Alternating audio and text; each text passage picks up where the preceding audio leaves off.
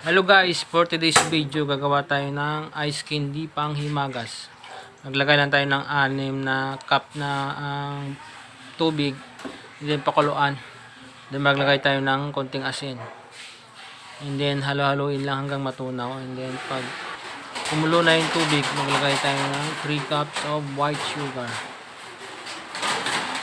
And then halo-haloin lang din natin. Pag natunaw na yung asukal, it's time na maglagay tayo ng 3 cornstarch. 1 cup of cornstarch yung tinunaw sa tubig. Lagay na natin and then halo-haloin lang natin hanggang lumapot yung tubig. Ayan, halo lang hanggang lumapot siya. And then after that, lilipat natin sa mesa. Doon na tayo maglagay ng mga flavor and coloring. Pag okay na guys, maglagay tayo ng evaporated milk o creamy.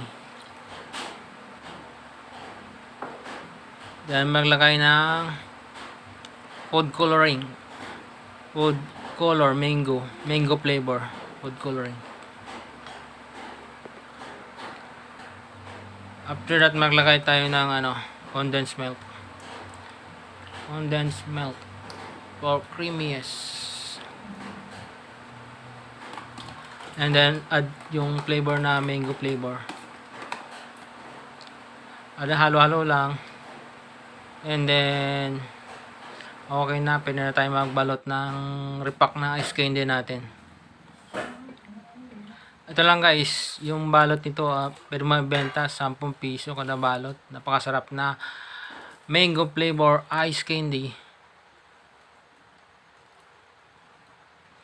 Kabukan ito ng mga nasa 44 pesos times 10.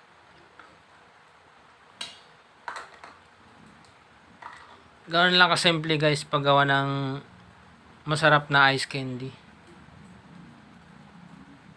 Pwede pang himagas, stock sa bahay, pwede mo rin benta. Mga sa party pwede rin. Yeah guys. Babu.